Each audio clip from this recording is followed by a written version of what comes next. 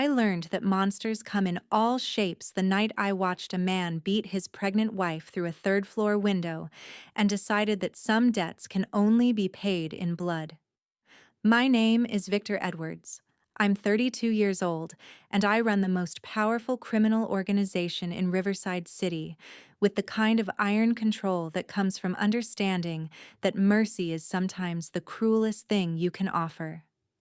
But that night, walking past a rundown apartment building in a neighborhood my family technically controlled but rarely visited, I discovered that even men like me have lines we won't cross. The scream came first, high and terrified, cutting through the autumn air like a knife through silk. I should have kept walking. Should have let whatever domestic situation was unfolding play out the way 1,000 similar situations did every night in cities across the country. My world was built on understanding that you couldn't save everyone, that some people were determined to destroy themselves, and anyone unlucky enough to love them. But something about that scream bypassed my carefully constructed indifference and went straight to a part of me I'd thought was dead. I looked up at the building, counting windows until I found the source. Third floor, corner apartment, lights blazing bright enough to illuminate the scene playing out behind glass that might as well have been a movie screen. A man, maybe 40, built like someone who'd once been athletic, but had let himself go soft around the middle, his fist connecting with a woman's face with enough force that I could see her head snap back even from street level. She was pregnant, visibly so, her hands instinctively moving to protect her swollen belly, even as she tried to shield her face from the next blow. The man was shouting something I couldn't hear, his face twisted with rage that looked practiced, like this wasn't the first time he'd used his fists to solve whatever problems existed in his marriage. Marcus, my driver and bodyguard for the past 8 years, materialized beside me with the silent efficiency that made him invaluable. He followed my gaze to the window, his expression hardening with understanding. "Boss, we should go. This isn't our business." "Everything in my territory is my business," I said, my voice flat with the kind of cold fury that made grown men nervous. "And that apartment is definitely in my territory." I was already moving toward the building's entrance before Marcus could argue further. The lock on the front door was broken, probably had been for months, and the stairwell smelled like urine and desperation, and all the things that happened when landlords stopped caring and tenants stopped hoping. The screams got louder as we climbed, accompanied now by crashes that suggested furniture being overturned or thrown. By the time we reached the third floor, I could hear the man's voice clearly, a stream of profanity and accusations that painted a picture of jealousy and control, and the particular kind of rage that came from knowing you were failing at life and needing someone weaker to blame. The apartment door was cheap, hollow core that wouldn't stop a determined child, much less two grown men with motivation. I didn't bother knocking. Marcus kicked it open with practiced efficiency, the lock splintering from the frame with a crack that echoed through the hallway like a gunshot. The scene inside was worse than what I'd glimpsed through the window. The woman was on the floor now, curled around her pregnant belly while the man stood over her with his fist raised for another blow. Blood ran from her nose and a cut above her eye, and her lip was split badly enough that I could see it would need stitches. The apartment itself was a disaster. Furniture overturned, dishes broken, the detritus of a relationship that had probably been falling apart for years before reaching this violent conclusion. The man spun toward us, his rage finding a new target. "Who the hell are you? Get out of my house. This is between me and my wife." I stepped fully into the apartment, letting him see my face in the harsh overhead light. Recognition dawned slowly, his alcohol-fogged brain processing who was standing in his living room and what that meant. The color drained from his face as realization hit, fear replacing rage in a transformation that would have been satisfying if the situation weren't so revolting. "Mr. Edwards?" His voice shook, suddenly sober despite the whiskey I could smell on him from across the room. I didn't. This isn't. She made me. The excuse died as my expression made clear exactly how little patience I had for men who blamed their victims for their own violence. The woman on the floor tried to push herself up, her movements careful and pained. She couldn't have been more than 25, with dark hair matted with blood and eyes that held the particular kind of exhaustion that came from surviving violence as a daily reality. When she saw me, confusion and fear warred across her bruised face. She didn't know who I was, but she recognized danger when she saw it. Please. Her voice was barely a whisper, hoarse from screaming. Don't hurt him. He's my husband. He didn't mean it. The automatic defense made something twist in my chest that might have been pity or rage or both. I'd seen this pattern before. Victims so broken they defended their abusers, so convinced they deserved the violence that they couldn't imagine escape. What's your name? I directed the question at her, my voice gentler than the one I used for business. The woman hesitated, glancing at her husband like she needed permission to speak. When I cleared my throat impatiently, she flinched but answered. Eleanor. Eleanor Morrison. And how far along are you, Eleanor? 7 months. Her hand moved protectively to her belly. Please, we'll be quiet. We didn't mean to disturb anyone. You didn't disturb me, I said, keeping my attention on her even though every instinct screamed to deal with her husband immediately. I was walking past and saw through your window. Saw him beating you while you tried to protect your baby. Eleanor's expression crumbled, shame mixing with fear in ways that made me want to put my fist through her husband's face just on principle. But violence for its own sake was what had created this situation, and I'd learned long ago that sometimes the most effective response required control rather than fury. Dean Morrison. I turned my attention to the husband, watching him flinch at the use of his full name. Did you know that in my organization, we have very clear rules about how men treat women, especially pregnant women? The question was rhetorical, but he shook his head anyway, his eyes wide with terror. It's considered the lowest form of cowardice, I continued, my voice conversational despite the rage simmering underneath. Hitting someone who can't fight back, who's literally growing a life inside them, protecting them even while you're trying to hurt them. The kind of man who does that isn't really a man at all. He's something less, something that doesn't deserve the air he breathes. Dean's mouth opened and closed like a fish drowning in air. She provoked me, he finally managed. She won't listen, won't do what she's told, won't show proper respect. So you beat her, I said flatly. Beat your pregnant wife because she won't obey you like a trained dog. That's your defense? Behind me, I could hear Marcus positioning himself between Dean and the door, cutting off any escape route. The apartment suddenly felt very small, very quiet, except for Eleanor's labored breathing and the distant sound of traffic from the street below. I have a proposition for you, Dean Morrison, I said, pulling out my phone and tapping a number I knew by heart. You're going to make a choice right now, and that choice is going to determine whether you walk out of this apartment tonight or get carried out in pieces. The threat was delivered calmly, matter of fact, and I saw understanding dawn in his eyes that I wasn't exaggerating or posturing. Men like me didn't make idle threats. Mr. Edwards, please. Dean's voice cracked. I'll do anything. I'll be better. I'll never touch her again. Promises are cheap, especially from men like you. I held up the phone. I'm calling someone who runs a women's shelter I fund. They have a bed available tonight. Medical staff who can treat Eleanor's injuries and monitor her pregnancy.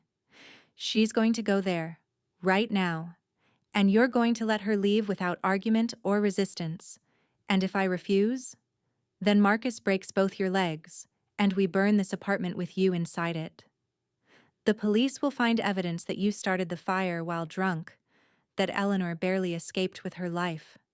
Your death will be ruled accidental, and no one will question it too closely because, frankly, no one will care enough to investigate thoroughly.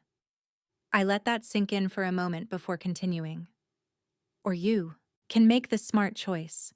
Let Eleanor leave, give her the divorce she's going to file for, and never contact her or your child again. You disappear from their lives completely, and in exchange, I don't disappear you from existence. Eleanor pushed herself fully upright, her hand gripping the edge of an overturned chair for support. No, her voice was stronger now, carrying an edge I hadn't heard before. You can't just decide this for me. He's my husband. This is my marriage, my choice. I turned to look at her fully, seeing past the bruises to the determination in her eyes. She was right, of course.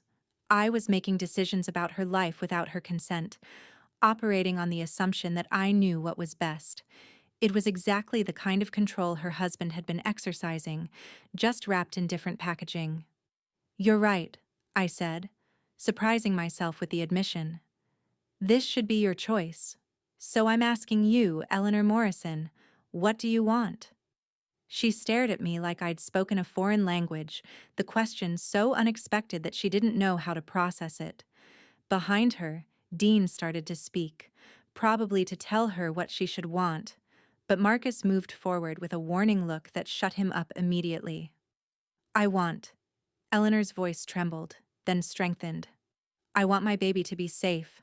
I want to not be afraid every time I hear his footsteps coming home. I want to stop making excuses for bruises and pretending everything is fine when nothing has been fine for years.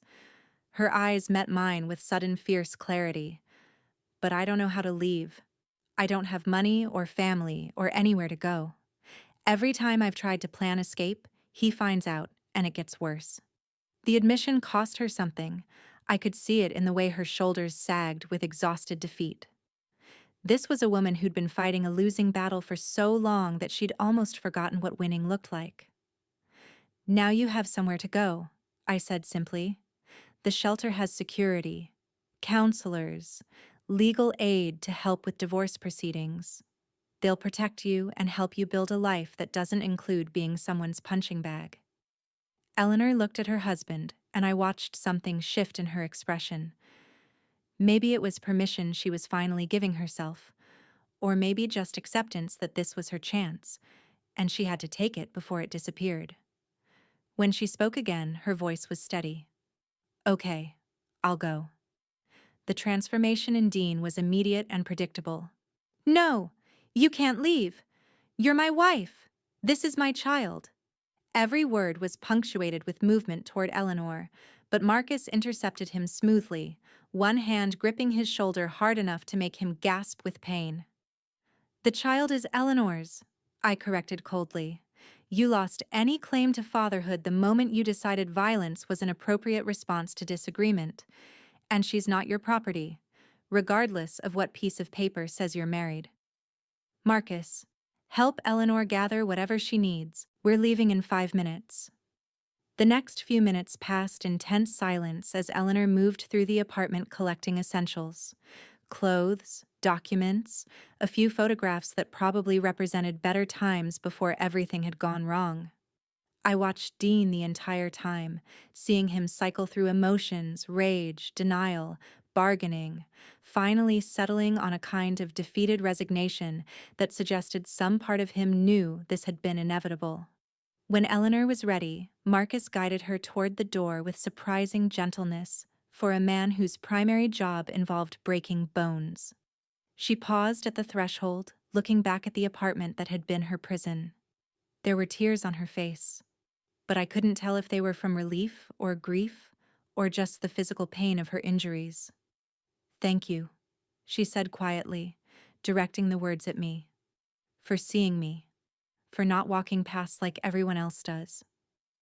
The statement hit harder than it should have, a reminder that violence like this happened constantly, behind closed doors and drawn curtains, while the world collectively decided it wasn't their business. I'd almost done the same thing.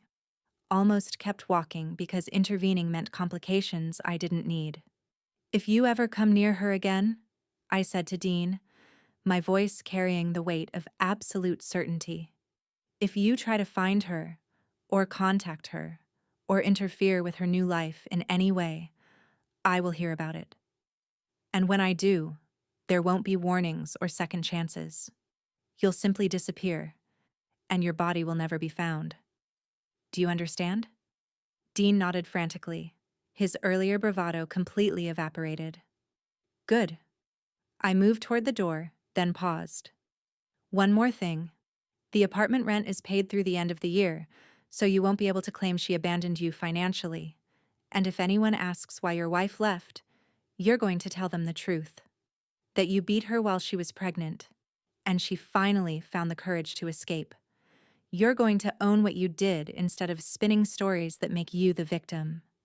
The drive to the shelter took 20 minutes through streets that transformed from the rundown neighborhood where Eleanor had been trapped to more affluent areas where my family's legitimate businesses operated. Eleanor sat in the back seat beside me, her hands folded protectively over her belly, silent except for occasional gasps of pain when we hit bumps. Marcus drove with his usual efficient calm, his eyes constantly scanning for threats or problems. I should call ahead, I said, breaking the silence as I pulled out my phone. Let them know we're coming. Eleanor's hand shot out, touching my arm with surprising urgency. Wait. Before we get there, I need to know. Her eyes met mine with uncomfortable directness. Why? Why did you help me? You don't know me. I'm nobody to you. Why risk getting involved? The question deserved honesty, even if the answer was complicated and not entirely flattering. I saw you through the window, I said carefully. Saw you protecting your baby while your husband used you as a punching bag. And something about it made me angry in ways I don't usually allow myself to feel anymore. Maybe because I know what it's like to be powerless, to have someone bigger and stronger decide they get to hurt you just because they can. Or maybe I was just having a bad night and your husband became a convenient target for rage that had nothing to do with him. Eleanor absorbed this, her expression thoughtful. You're Victor Edwards. I've heard stories about you, about your family's business. People say you're dangerous, that you hurt people for money. The observation was stated without judgment, just fact delivered by someone trying to understand who had intervened in her life. I am dangerous, I confirmed, and yes, I've hurt people. Sometimes for money, sometimes for territory, sometimes just because the alternative was being hurt myself. My family's business isn't legal, and I'm not going to pretend otherwise or dress it up as something more noble than it is. But there are rules, even in my world, Eleanor. Lines that separate people who understand honor from people who are just predators wearing human faces. Your husband crossed those lines. Her hand remained on my arm, warm and somehow grounding. So you saved me to prove you're better than him? To show that even criminals have standards? I saved you because nobody else was going to, I said honestly. Because in that moment, I had the power to change your circumstances, and not using that power would have made me complicit in your continued suffering. Maybe that's selfish? Maybe it's just my ego wanting to believe I'm not as bad as I sometimes think I am. But the motivation matters less than the outcome. You're free now, Eleanor. What you do with that freedom is up to you. The shelter appeared ahead, a nondescript building that could have been anything from a small office complex to a community center. Security was subtle but present, cameras hidden in strategic positions, reinforced doors that wouldn't yield easily to forced entry. I'd funded this place for 3 years, ever since one of my legitimate businesses had accidentally employed a woman fleeing domestic violence, and I'd learned exactly how inadequate the legal system's protections were. Inside, the director was waiting, a woman named Ruth, who'd spent 20 years helping victims rebuild their lives. She took one look at Eleanor's injuries and immediately went into professional mode, guiding her toward a medical examination room while simultaneously arranging for counseling and legal consultations. Mr. Edwards, Ruth said quietly, catching me before I could leave. Thank you for bringing her here. We'll take good care of her and the baby. I know you will. That's why I called you. I hesitated, then added, she's going to need extra security for a while. The husband made threats, and even though I warned him off, men like that sometimes decide their pride is worth more than their safety. Ruth's expression hardened with understanding. We have protocols for high-risk cases. She'll be protected. As I turned to leave, Eleanor called out from the examination room doorway. Mr. Edwards? I stopped, looking back at this woman I'd known for less than an hour but whose life I'd irrevocably changed. Will I see you again? The question was complicated by implications I didn't want to examine too closely. Probably not, I said honestly. This isn't my world, Eleanor. I'm just someone who happened to walk past at the right moment. You're going to build a new life here, and that life shouldn't include reminders of the violence you're escaping from, even if the violence was on your behalf. She nodded slowly, accepting the boundary I was drawing. Then thank you. For seeing me when I was invisible. For treating me like I mattered when I'd forgotten I did. The weeks that followed were busy with the usual demands of running a criminal empire that required constant attention and strategic violence to maintain. I dealt with territory disputes and betrayed alliances and the thousand small crises that came from operating outside legal frameworks. I should have forgotten about Eleanor Morrison, about the pregnant woman I'd pulled from an abusive marriage on a night when I'd happened to be walking past the right window at the right time. But I couldn't stop thinking about her, about the way she'd instinctively protected her unborn child even while absorbing blows that could have killed them both. Ruth sent me updates without being asked, brief messages that Eleanor was healing physically, attending counseling, meeting with lawyers to file for divorce. The baby's heartbeat was strong, no signs of damage from the assault. Eleanor was participating in group therapy and slowly beginning to trust that safety wasn't temporary. I told myself I was just monitoring an investment, making sure the shelter I funded was properly serving the people it was supposed to help. But the truth was more complicated and uncomfortable. Something about Eleanor had gotten under my skin, made me question assumptions I'd built my entire worldview around. Then, 6 weeks after that night, Ruth called with news that changed everything. Mr. Edwards, there's been a development. Eleanor's husband, Dean Morrison, he's dead. The words should have brought satisfaction, or at least grim acknowledgement that the threat had been eliminated. Instead, I felt something cold settle in my stomach. How? Apparent suicide. He hung himself in the apartment where you found Eleanor, left a note confessing to years of abuse, expressing remorse for his actions. The police are ruling it a straightforward case of guilt-induced self-harm. But, I prompted, hearing the hesitation in Ruth's voice. But Eleanor doesn't believe it was suicide. She thinks someone killed him and made it look self-inflicted. She's terrified that whoever did it will come for her next, that she's somehow responsible for his death. I closed my eyes, processing implications that cascaded through possibilities like dominoes. Dean's death could have been genuine suicide, guilt finally overwhelming denial. Or it could have been exactly what Eleanor feared, murder disguised as self-punishment. And if it was murder, the list of people with motive and means to arrange it was very short. I'll be there in 20 minutes, I said, already moving toward the door. The shelter's security measures had been upgraded since my last visit, additional cameras and reinforced entry points that would make forced access nearly impossible. Ruth met me at the entrance, her expression worried. She's in her room. Won't come out. Won't eat. Convinced that she caused his death somehow and that punishment is coming. The room Eleanor occupied was small but comfortable, designed to provide safety without feeling institutional. She sat on the bed, with her arms wrapped around her now very pregnant belly, her face pale with fear and exhaustion. When she saw me, relief and terror warred across her features. You did this? The accusation came out flat. Certain. You killed him because I told you he hurt me. Now his blood is on my hands. I closed the door behind me, giving us privacy. Eleanor, look at me. Really look at me. She raised her eyes reluctantly, and I held her gaze with steady directness. I didn't kill your husband? I threatened him. Yes. Made it clear that if he came near you, there would be consequences. But I didn't have him killed. Didn't send anyone to make it look like suicide. Didn't arrange any kind of retribution beyond keeping him away from you. Then who did?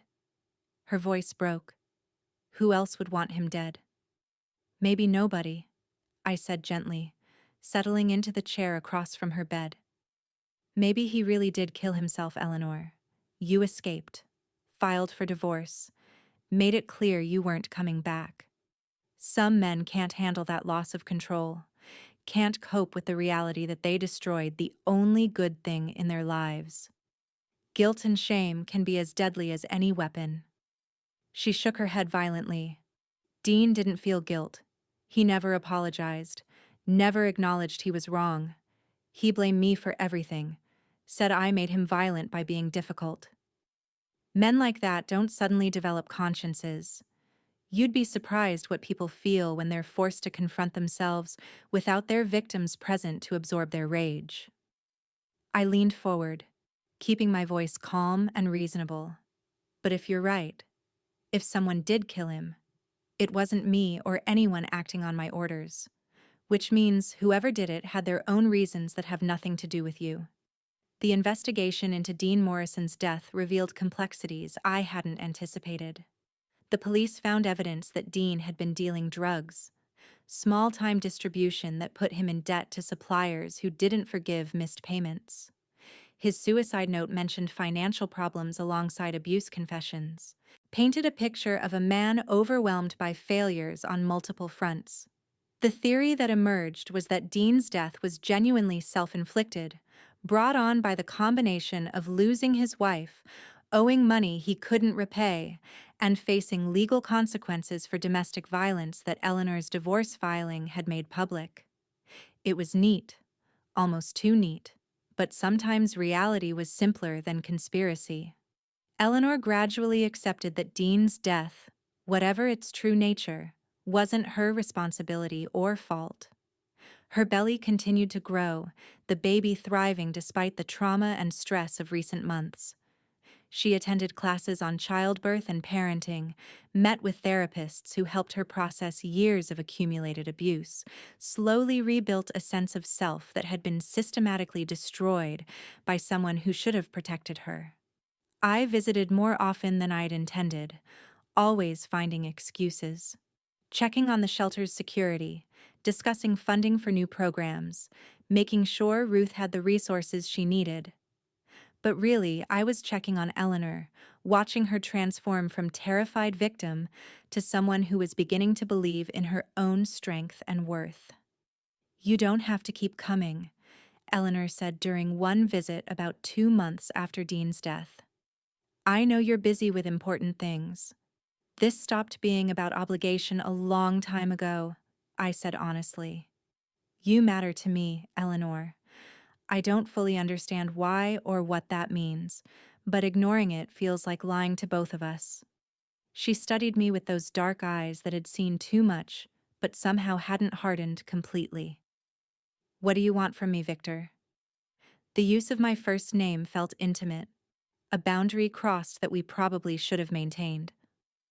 I don't know, I admitted. Maybe nothing.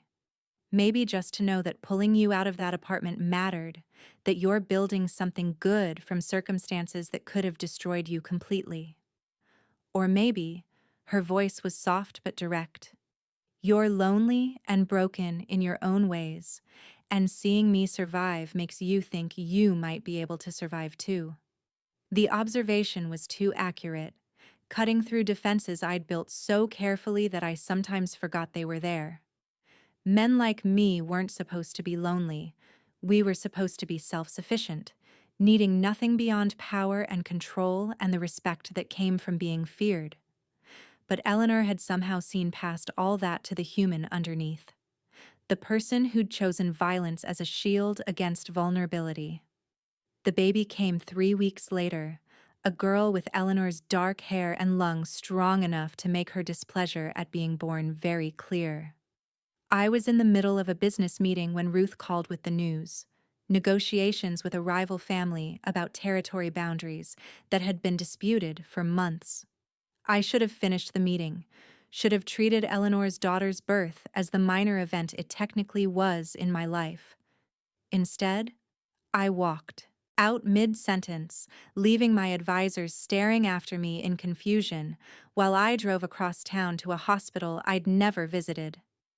Eleanor looked exhausted and radiant in equal measure, her hair damp with sweat and her face glowing with something that looked like pure joy. The baby slept in her arms, wrapped in hospital blankets, and completely unaware that her entrance into the world had interrupted criminal negotiations worth several $1 million. "Meet Rose," Eleanor said softly, adjusting the blanket so I could see the baby's face more clearly. "Named after my grandmother, the only person who ever made me feel like I was worth protecting."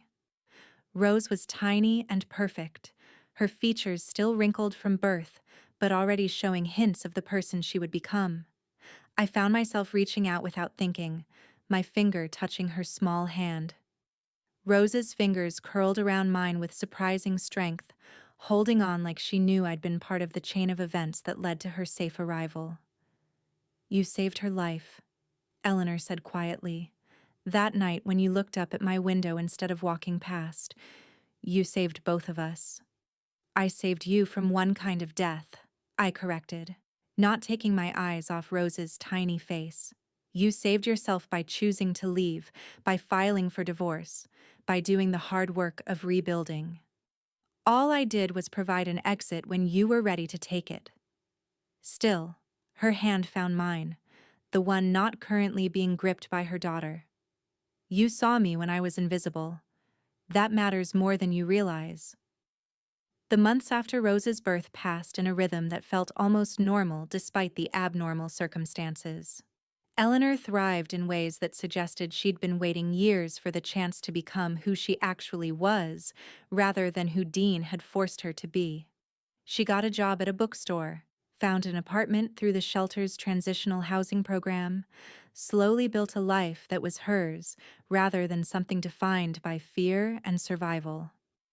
I helped where I could, always careful not to override her autonomy or make her dependent on my resources. Security remained tight, my people keeping quiet watch to ensure no threats emerged from Dean's criminal connections or family members who might blame Eleanor for his death. But mostly, I just watched her bloom. Transformation from victim to survivor to someone who'd moved beyond those categories entirely. Rose grew with the alarming speed of infants, developing personality and preferences that Eleanor chronicled with the devotion of first-time mothers everywhere. The baby had her mother's dark hair and what looked like it would be her stubborn determination, screaming with impressive volume when she didn't get her way, but also capable of smiles that could light up rooms. "You should hold her more," Eleanor said one evening when I'd stopped by with groceries and supplies I knew she needed but was too proud to ask for. "She likes you." The baby was 6 months old, sitting in Eleanor's lap and he regarding me with the serious expression infants sometimes got when they were trying to figure out their world. I took Rose carefully, still not entirely comfortable with something so small and fragile, and settled her against my chest the way Eleanor had shown me. Rose made a small contented sound and promptly fell asleep, her tiny body relaxing into complete trust. "This is dangerous," I said quietly, not wanting to wake the baby but needing Eleanor to understand. "You and Rose, you're becoming important to me in ways that make you vulnerable. My world doesn't allow for soft spots, Eleanor. Enemies look for weaknesses, and people I care about become targets." "Then we'll be careful," Eleanor said simply. "But I'm not going to push you away just because loving you might be complicated or risky. You saved my life, Victor. Let me save yours by showing you that you deserve love that isn't transactional or built on fear. The confession hung between us like something fragile and impossibly beautiful. Somewhere over the past months, what had started as rescue had transformed into something deeper. Connection neither of us had been looking for, but had found anyway. I love you. The words felt strange in my mouth, rusty from disuse. I don't know what that means in practical terms or how to balance it with everything else in my life that requires violence and moral compromise. But I know that you and Rose matter more than territory or power or any of the things I've spent my life acquiring and protecting. Eleanor stood, moving close enough that I could smell her shampoo and the subtle scent that was distinctly hers. Then we'll figure it out together. Not because you're rescuing me or I'm fixing you, but because we choose each other despite all the complicated reasons we probably shouldn't. The kiss was gentle and certain, Rose sleeping peacefully between us like a promise we were making to each other and to her. Outside, the city continued its usual chaos of crime and commerce, and people trying to survive in systems that didn't always care whether they succeeded. But inside Eleanor's small apartment, we built something that felt like the opposite of violence, like sanctuary carved from circumstances that should have destroyed us both. The proposal came a year after Rose's birth, delivered without ceremony or elaborate planning. We were in Eleanor's apartment, Rose playing on the floor with blocks while Eleanor and I washed dishes from dinner. The domesticity of the moment felt surreal given the bloodshed I'd dealt with earlier that day. Rival family members who'd needed permanent reminders about respecting boundaries. "Marry me," I said, the words coming out more abruptly than I'd intended. "Not because you need protection or because I'm trying to own you the way your first husband did. Marry me because I want to build something legitimate with you, because Rose deserves stability, and you deserve someone who'll treat you the way you should have been treated from the beginning." Eleanor stopped washing the dish in her hands, her back to me, but I could see tension in her shoulders. "Victor, are you sure? My world is messy and complicated, and yours has so much violence and danger. How do we reconcile those things?" "We don't reconcile them," I said, moving closer. "We just accept that people are complicated, that someone can be a criminal and still be capable of genuine love, that you can build something good even when the foundation is morally questionable. I'm not asking you to approve of my business or ignore the reality of what I do. I'm just asking you to believe that what we have is real and worth protecting." She turned to face me, her eyes searching my face for something I hoped she found. "What about Rose? What kind of life are we giving her if she grows up knowing her stepfather runs a criminal organization? Better than the life she would have had if I'd walked past your window that night? Better than growing up without stability or security or people who love her unconditionally? I can't promise perfection, Eleanor, but I can promise protection and genuine care and a future that isn't defined by fear." The answer came not in words, but in action. Eleanor closing the distance between us and kissing me with the kind of certainty that came from making peace with complexity. "Yes," she whispered against my mouth. "Yes, I'll marry you, Victor Edwards. We'll build something beautiful from circumstances that should have destroyed us, and somehow we'll make it work." The wedding was small, just Ruth from the shelter, and Marcus, my driver, and a handful of people who'd become family through choice rather than blood.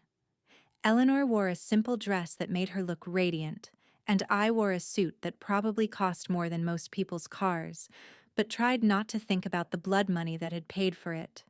Rose served as flower girl, toddling down the aisle with the unsteady gait of someone still mastering walking and scattering petals with more enthusiasm than accuracy.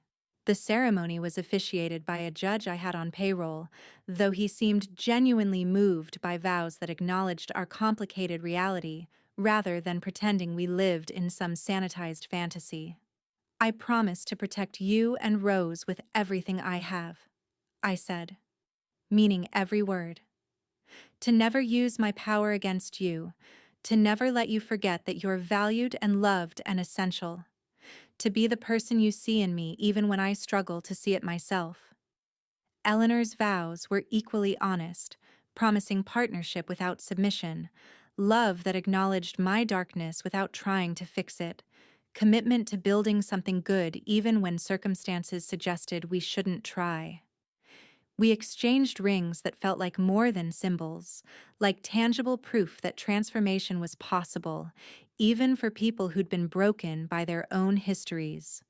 The reception was held at my estate, the same house where I'd planned territorial disputes and ordered retribution that resulted in deaths. But that night it was full of warmth and celebration, and the particular kind of joy that came from defying expectations. Eleanor danced with Rose, spinning her daughter around while the toddler shrieked with laughter. I watched them from across the room and felt something I hadn't experienced in years, contentment that didn't require violence or control to maintain.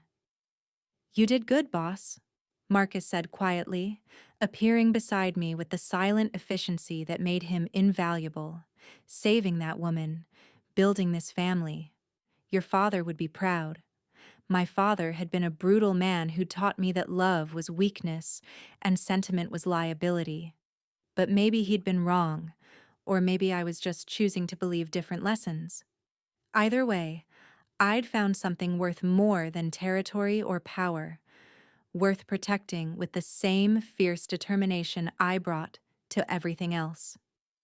3 years passed in a rhythm that felt almost normal, despite the continued violence of my profession. Eleanor's bookstore expanded into a small chain, legitimate business built with clean money I'd set aside specifically to give her something untainted by criminal enterprise.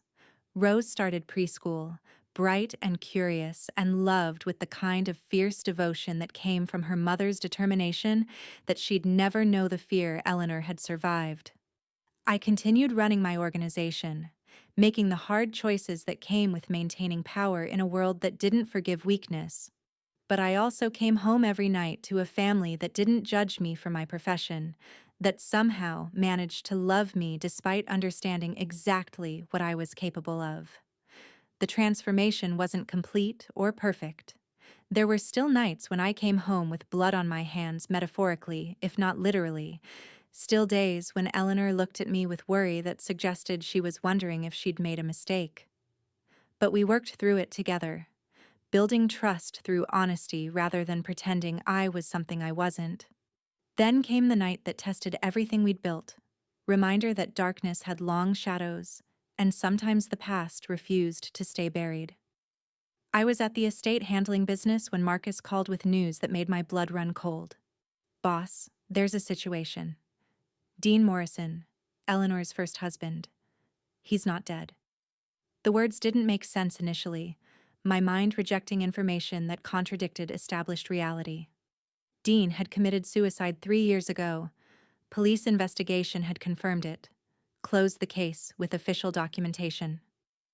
"He's alive," Marcus continued, his voice tight with urgency. "The body they found wasn't his. He paid someone to fake his death, has been hiding and watching Eleanor ever since. And Victor, he's at her bookstore right now." I was moving before Marcus finished speaking, calling my security team while simultaneously trying Eleanor's phone. No answer, which either meant she was busy with customers or that something had already happened. The drive across town felt like it took hours instead of minutes, traffic lights and pedestrians' obstacles between me and the people I'd sworn to protect. The bookstore looked normal from outside, lights on and customers visible through the windows. But Marcus's man stationed outside flagged me down immediately, his expression grim. "He's been inside for 10 minutes. We weren't sure if we should go in or wait for you." "Where's Rose?" "Safe. She's at a friend's house for a playdate. Just Eleanor inside with him." I pushed through the bookstore's entrance, scanning for threats or problems. The space Eleanor had built was cozy and welcoming. Floor-to-ceiling shelves and comfortable reading nooks, and the smell of coffee from the small cafe area. A few customers browsed peacefully, unaware of any drama. Eleanor stood near the back, her face pale and her body language screaming tension. Across from her, looking older and harder but definitely alive, was Dean Morrison. He wore different clothes and had grown a beard, but his eyes held the same rage I remembered from 3 years ago. "Eleanor," I called, keeping my voice calm despite fury that wanted to explode. "Step away from him. Now." Dean's attention swung to me, recognition and hatred flaring in equal measure. Victor Edwards, the man who destroyed my life and stole my wife. I didn't destroy anything you hadn't already ruined yourself. And I didn't steal Eleanor. She left you because you beat her while she was pregnant. There's a difference.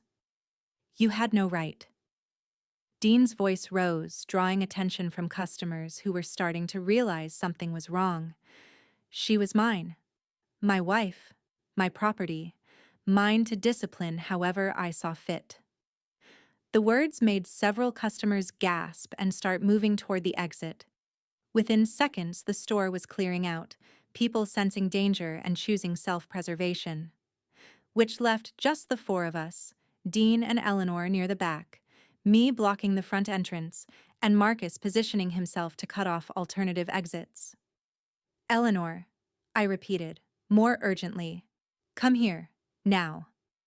Dean grabbed her arm before she could move, his fingers digging into her flesh hard enough to make her gasp. "She's not going anywhere. We're leaving together, like we should have done 3 years ago before you interfered. If you touch her again, I will kill you." The promise was delivered calmly, statement of fact rather than emotional threat. I'd let him live 3 years ago out of respect for legal processes I didn't usually honor.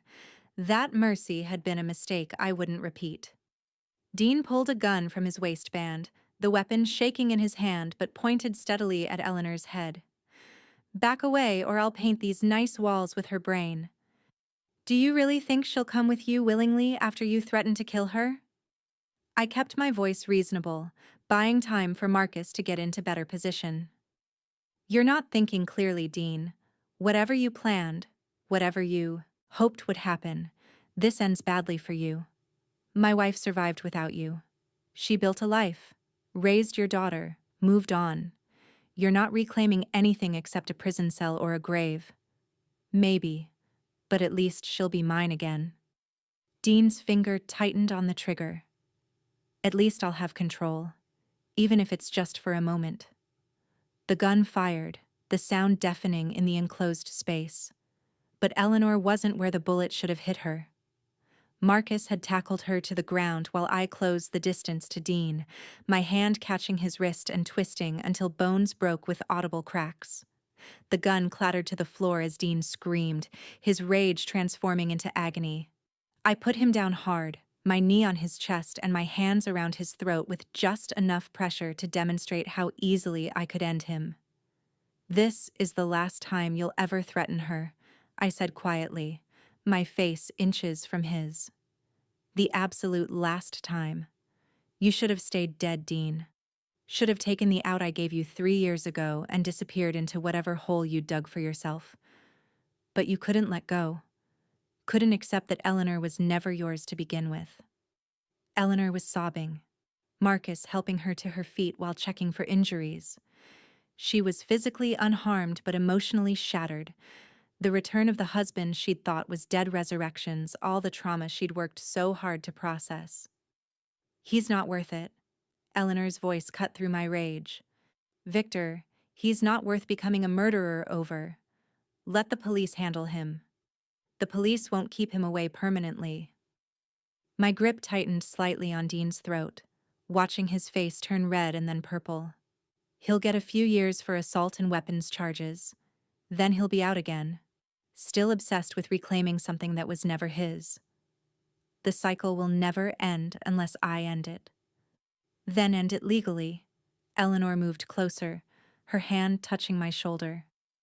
"Be the man Rose thinks you are, the one who saves people instead of killing them. Show me that the darkness in your world doesn't have to consume everything it touches." The choice hung between us like a blade suspended by thread. Victor Edwards, the criminal who'd built an empire on violence, versus Victor Edwards, the man who'd promised to be better for the woman he loved. I'd killed before, would kill again. Operated in a world where permanent solutions often required permanent methods. But Eleanor was asking me to choose differently, to prove that love could change people even when the world suggested such transformations were impossible. I released Dean's throat, letting him gasp for air while I pulled out my phone. The police would come, would arrest him for assault and attempted murder, would process him through a legal system I usually circumvented. It wouldn't be permanent or satisfying or as final as violence would have been, but it would be the choice Eleanor asked me to make, proof that I was capable of mercy even when every instinct screamed for retribution. "You're lucky she loves you," I told Dean as sirens wailed in the distance. "Lucky that she's better than both of us and believes in redemption even for people who don't deserve it. But if you ever, and I mean ever, come near her or Rose again, there won't be police or lawyers or legal processes. There will just be you disappearing so completely that not even DNA evidence will be enough to confirm you existed." The police arrived and took Dean into custody, his broken wrist and attempted murder of his ex-wife, ensuring he'd face serious charges. Eleanor gave her statement with impressive composure, detailing Dean's 3-year stalking and tonight's assault. The district attorney promised maximum prosecution, lengthy prison sentence that would keep him away long enough for Eleanor and Rose to build lives he couldn't touch. That night, back at home with Rose sleeping peacefully upstairs and Eleanor curled against my side, I felt something shift inside my chest. The violence that had defined my existence wasn't gone. I'd still need to use it to maintain power and protect the people who depended on my organization. But it wasn't all I was anymore. Eleanor had shown me that transformation was possible, that choosing mercy didn't make you weak, but required strength of a different kind. "I'm proud of you," Eleanor whispered into the darkness, "for choosing the hard way tonight instead of the easy one, for proving that love can change people even when the world says it can't." "I'm not changed," I corrected gently. "I'm just choosing to be different with you than I am with everyone else." "That's what transformation is," she said simply, "making different choices until they become who you are, instead of just what you do." The city glittered beyond our windows, full of violence and hope, and people trying to survive in systems that didn't always make space for both. Somewhere out there, other women were probably trapped in situations like Eleanor had been, invisible behind closed doors and drawn curtains while the world walked past. I couldn't save them all, couldn't look through every window or intervene in every domestic situation. But I'd saved one woman and her daughter, and somehow that felt like enough. Rose would grow up knowing she was loved, protected by people who'd chosen family over every logical reason they shouldn't. Eleanor had built a life from circumstances that should have destroyed her, and I'd learned that even men who dealt in death and violence could find redemption in the spaces between the darkness, in moments of choosing mercy over revenge. 3 years ago, I'd looked up at a window instead of walking past, seen suffering where most people saw nothing, intervened when the smart thing would have been to mind my business. That single choice had cascaded into everything that followed, into family and love and transformation I'd never thought possible for someone like me. The rain started falling outside, gentle drops against windows that used to show violence but now just revealed the peaceful neighborhood where we'd built our home. Eleanor shifted in my arms, her breathing evening into sleep, trusting me to keep watch while she rested. I held her and thought about the women I'd saved that night, both Eleanor and the person I'd been before choosing to see her instead of walking past her suffering. Sometimes salvation came from strangers who happened to be in the right place at the right moment, who chose intervention over indifference even when the safer option was to look away. Sometimes it came from victims finding the courage to escape, from survivors building new lives from the ashes of old ones, from people who refused to let their damage define them. And sometimes it came from men who'd built empires on violence, learning that the truest power was choosing not to use it, that mercy required more strength than retribution, that love could transform even the darkest hearts if you let it. The world would continue turning, full of its usual chaos and cruelty and occasional grace. But in this moment, in this home we'd built together, there was peace that felt earned rather than stolen, love that acknowledged complexity rather than denying it, family that had been chosen rather than inherited. Rose slept upstairs, safe and loved, and blissfully unaware of how close she'd come to never existing. Eleanor slept beside me, transformed from victim to survivor to something beyond those categories entirely. And I stayed awake, keeping watch over both of them, the criminal who'd learned that sometimes the most important thing you could do with power was choose very carefully when and how to use it. The rain fell, washing the city clean, and I let myself believe that redemption was possible for anyone brave enough to look up instead of walking past, to see suffering instead of ignoring it, to choose love over fear even when every rational calculation suggested you shouldn't. In the morning, there would be business to conduct, and violence to coordinate, and all the usual demands of maintaining an empire. But tonight, I was just a man who'd saved 2 lives and somehow found his own salvation in the process, proof that monsters could become human again if someone loved them enough to show them how.